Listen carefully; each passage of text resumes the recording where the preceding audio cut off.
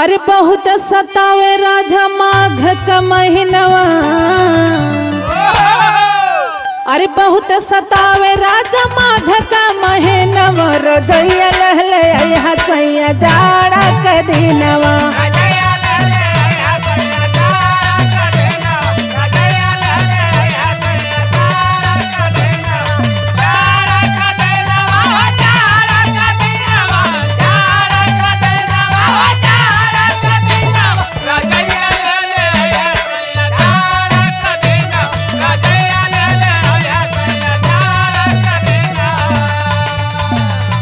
और लागी जाला पाला सैया कापेला बदनवा।